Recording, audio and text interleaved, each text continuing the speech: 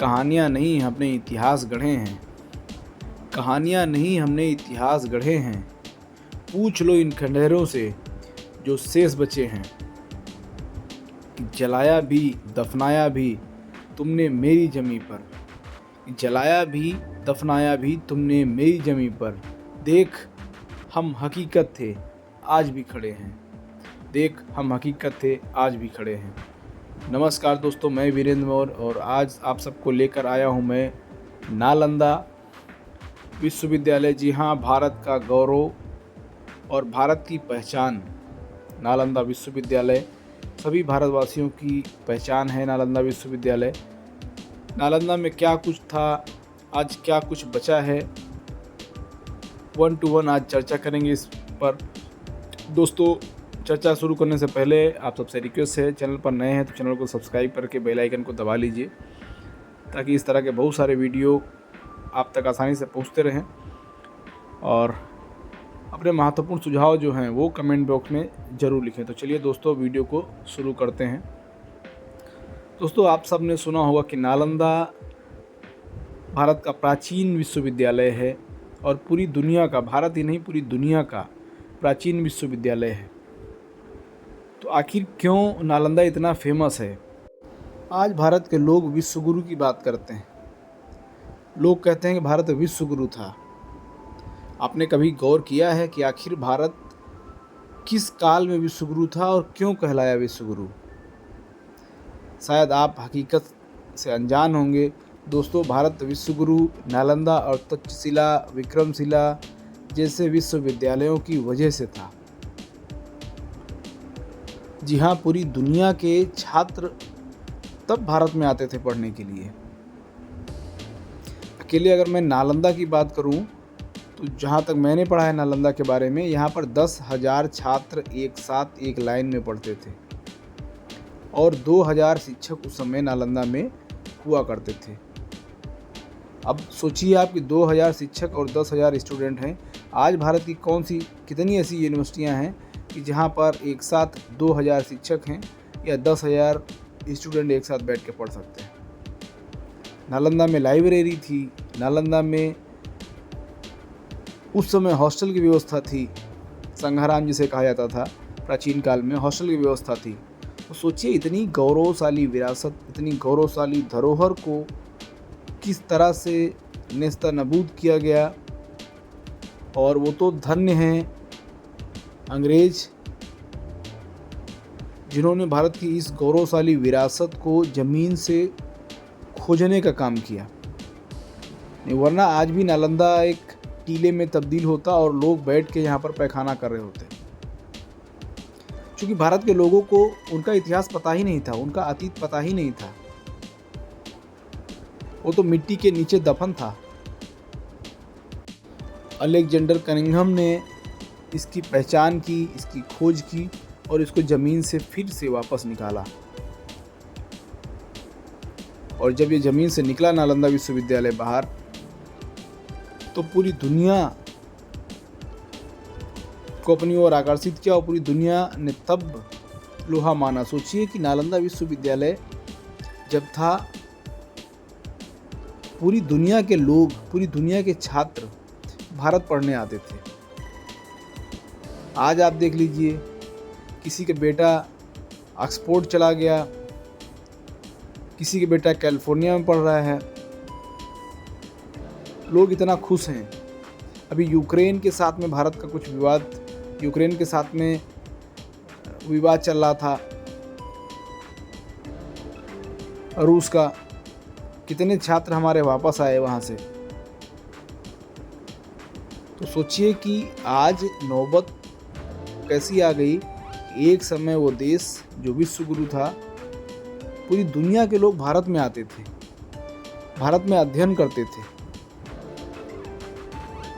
और हमारे जो शिक्षक हैं वो पढ़ाते थे, भारत के शिक्षक पढ़ाते थे, इसलिए हम विश्वगुरु थे। और आज हमारे जो देश को चलाने वाले शासक हैं, रहनुमा हैं, वो क्या कहते हैं, हम भारत को फिर से विश्वगुरु बनाएंगे। लेकिन भैया किस तरह से? आज तो आपके बच्चे विदेशों में जा रहे हैं पढ़ने के लिए। और सबसे शर्म की बात तो ये है कि जो कभी पूरी दुनिया वो आईना दिखाता था, नालंदा विश्वविद्यालय, तक्षशिला, विक्रमशिला, आज दुनिया की टॉप 300 यूनिवर्सिटियों में भारत का कहीं भी नाम निशान नहीं है। ये पूरे भारत के लिए बहुत ही शर्म की बात है। वर्तमान बजट की बात करें तो उसमें भी जो शिक्षा के लिए बजट है उसको और कम किया गया है। पिछले बार वाले बजट से भी इस बार कम किया गया। तो जब सरकारें शिक्षा के ऊपर खर्च नहीं करेंगी, विश्वविद्यालयों को तैयार नहीं करेंगी, वहाँ पर संसाधन नहीं देंगी, तो विदेशों की तो बात छोड़िए, जो आपके देश के बच्चे हैं वो खुद आपके यहाँ नहीं पढ़ेंगे, बाहर जाएंगे। तो इस नालंदा विश्वविद्यालय को, जो कि राजगिर के काफ़ी नज़दीक में है, राजगीर से लगभग 11.5 किलोमीटर की दूरी है, और इस वीडियो को बनाकर भेजा है हमारे मित्र ने। मुझे ऐसा सौभाग्य आज तक नहीं प्राप्त हुआ कि मैं नालंदा जाऊं। जाना ज़रूर है, नालंदा जाऊंगा ज़रूर। दोस्तों, इस वीडियो को भेजा है बिहार से हमारे मित्र हैं भाई तहसीन। उन्होंने इस वीडियो को भेजा है चूँकि कहीं न कहीं जो भी व्यक्ति इतिहास में रुचि रखता है, जो व्यक्ति भारत के वास्तविक इतिहास को पढ़ा है, वो इस दर्द को समझता है। वो इन उखड़ी हुई ईंटों को देखकर इसका दर्द समझता है, महसूस करता है। उसको पता है कि हम विश्वगुरु क्यों थे, और आज अगर हमारी ये दुर्दशा है तो क्यों है। नालंदा गए, उन्होंने नालंदा में देखा, और चूँकि हमारे काफ़ी अच्छे मित्र हैं वो, कई बार इतिहास भूगोल पर भी उनसे चर्चा होती है, तो वो चूँकि नालंदा के बिल्कुल पास में उनका आवास है, इसलिए उन्होंने कहा कि इस बार मैं आपको ज़रूर दिखाऊंगा। और वो इसलिए गए ताकि मैं इसको देख सकूं और आप सबके बीच भी मैं, आप सबको भी मैं दिखा सकूं। देखिए दोस्तों, इतनी ऊंची इमारत, इतना बड़ा विश्वविद्यालय, सोचिए उस समय 10,000 छात्र एक साथ अगर यहाँ पढ़ते थे,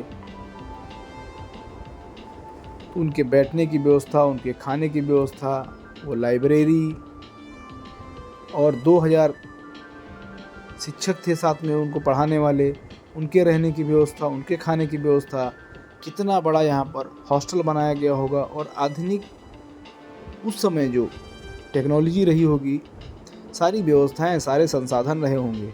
इसीलिए पूरी दुनिया के छात्र, पूरी दुनिया के स्टूडेंट भारत में पढ़ने आते थे, क्योंकि हम सारे संसाधन उनको उपलब्ध करवाते थे। तब जा कर के पूरी दुनिया के छात्र यहाँ आते थे, शिक्षा अर्जित करते थे, और फिर अपने अपने देशों को वापस चले जाते थे। सोचिए आज पश्चिमी देश जो हैं, पाश्चात्य के जो देश हैं, यूरोप के जो देश हैं, आज वो कहते हैं कि हम टेक्नोलॉजी में बहुत आगे हैं। अरे भाई, आपके पास आज जो टेक्नोलॉजी है वो कभी नालंदा, तक्षशिला में आपसे बेहतर, सोचिए कि हज़ारों साल पहले आपसे बेहतर टेक्नोलॉजी थी भारत के पास। इसीलिए पूरी दुनिया के लोग भारत को आज भी सैल्यूट करते हैं, चूँकि भारत शिक्षा का केंद्र था, नालंदा और तक्षशिला, और आज वो खंडहर में तब्दील हो गया।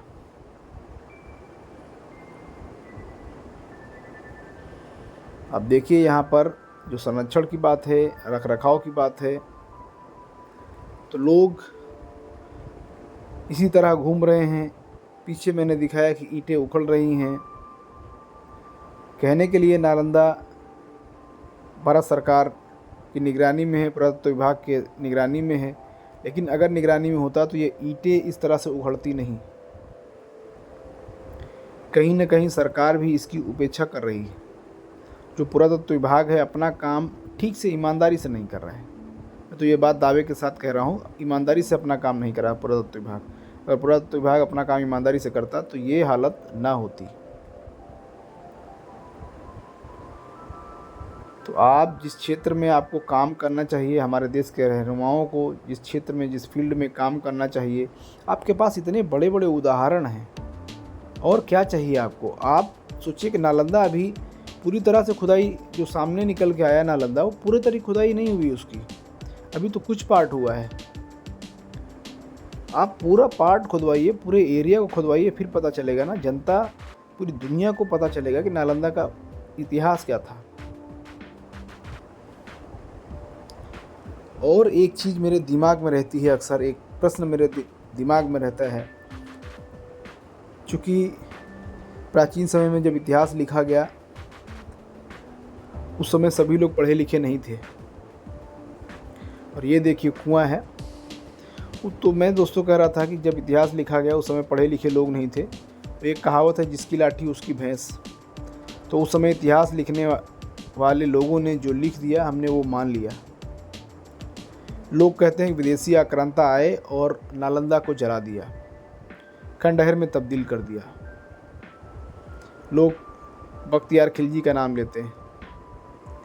चूँकि इतना समय पहले न मैं था न आप थे, लेकिन मेरे दिमाग में एक प्रश्न बार बार आता है कि जिस नालंदा में पूरा बौद्ध साहित्य धू धू कर जलता रहा 6 महीना, अगर वो आक्रांता नालंदा को जला सकता है, बौद्ध साहित्य को जला सकता है, तो इस देश में फिर दूसरे धर्म ग्रंथ कैसे बचे रह गए? दूसरे धर्मों के जो किताबें हैं, जो साहित्य है, वो कैसे बचा रह गया?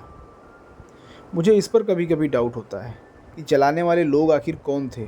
उनका निशाना सिर्फ बौद्ध साहित्य पर ही क्यों था? दूसरे धर्म ग्रंथ बचे रह गए। तो ये कहीं न कहीं एक बहुत बड़ा प्रश्न खड़ा करता है। मैं किसी की आलोचना नहीं कर रहा हूँ, लेकिन ये सोचने का विषय है। कोई भी जलाएगा तो सारी चीज़ें जलाएगा। अगर एक मकान में आग लगती है, अगर एक लाइब्रेरी में आग लगेगी, तो वहाँ रखा हुआ सारा साहित्य जल जाएगा, लेकिन त्रिपिटक जल जाएगा और दूसरा धर्मग्रंथ बच जाएगा। ये थोड़ा सा चिंता का विषय है, सोचने का विषय है। चूँकि किसी भी संस्कृति को मिटाना है, उसके साहित्य को नष्ट कर दीजिए, उसकी भाषा को नष्ट कर दीजिए, उसके साहित्य को नष्ट कर दीजिए, वो अपने आप ख़त्म हो जाएगा।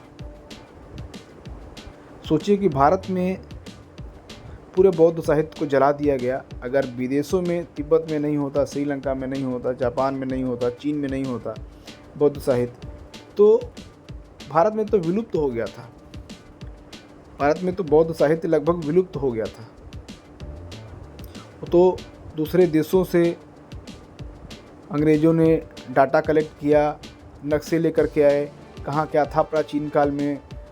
अंग्रेज़ों ने खोजना शुरू किया, एरिया को नापा, जोखा उसको, और लास्ट में वो लोग पहुँचे कि जो खंडहर आज हमको दिखाई दे रहा है, ये टीला दिखाई दे रहा है, इसके नीचे, इसके आसपास कहीं नालंदा था।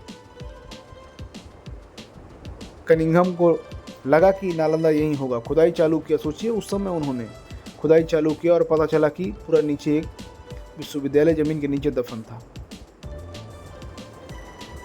तो भला हो ऐसे अंग्रेज अफसरों का भी, जिन्होंने हमारा ही इतिहास हमको खोज के दिया। मैं कह रहा हूँ ना कि आज हम लोग कह रहे हैं कि विश्व गुरु, अगर नालंदा नहीं निकलता ज़मीन के नीचे, आप क्या कहते हैं? आपके पास कहने के लिए और कुछ था? पूरे देश के पास कहने के लिए, गर्व करने के लिए कुछ नहीं है। अपने हाथ से अपनी पीठ थपथपाना अलग बात है, लेकिन नालंदा की वजह से आज हम पूरी दुनिया में कहते हैं कि भाई भारत विश्वगुरु था, क्योंकि पूरी दुनिया के लोग हमारे यहाँ पढ़ने आते थे, सब हमारे चेले थे, और इसलिए लोग सम्मान भी करते थे। सच है ये। तो दोस्तों, आप सबके माध्यम से मैं एक रिक्वेस्ट करूँगा सरकार से भी। ये हैं हमारे भाई तहसीन, जिन्होंने वीडियो को बना करके भेजा है। आप सब इनके लिए भी, इनके सम्मान के लिए भी 2 शब्द लिख सकते हैं। और हमारे बहुत सारे साथी ऐसे हैं, हमारे बहुत सारे व्यूअर ऐसे हैं जो बहुत जगह घूमते हैं। अगर आप लोग भी चाहते हैं कि आपका वीडियो मैं अपने चैनल पर डालूं, तो आप लोग भी वीडियो बना करके मुझे व्हाट्सएप पर भेज सकते हैं, और मैं आप लोगों के वीडियो को अपने यूट्यूब चैनल पर मैं डालूँगा। दोस्तों, ये आप देख रहे हैं इसकी जो हालत है, अभी भी बहुत सारी ईंटें यहाँ पे उखड़ रही हैं, निकल रही हैं। पुरातत्व विभाग को चाहिए इसका संरक्षण करना चाहिए, इसकी निगरानी करनी चाहिए। देखिए उस समय नालियाँ, सोचिए हज़ारों साल पहले, आज हम बात करें स्विमिंग पूल की, आज हम बात करें पक्की नालियों की, सोचिए हज़ारों साल पहले किस तरह से नालंदा को बनाया गया, एक मॉडल देखिए आप। इतने शयन कक्ष यहाँ पर, इतने छात्रों को रहने की व्यवस्था, सोने खाने की व्यवस्था, नहाने धोने की व्यवस्था, सारी चीज़ों को बना करके इतना बड़ा विश्वविद्यालय बनाया गया कि आज भी भारत में 10,000 छात्र एक साथ बैठ के पढ़ने की व्यवस्था आज भी किसी विश्वविद्यालय में नहीं है। भारत ही नहीं, मुझे लगता है पूरी दुनिया में इतना बड़ा विश्वविद्यालय नहीं होगा जहाँ 10,000 छात्र और 2,000 शिक्षक एक साथ बैठ के पढ़ाएं।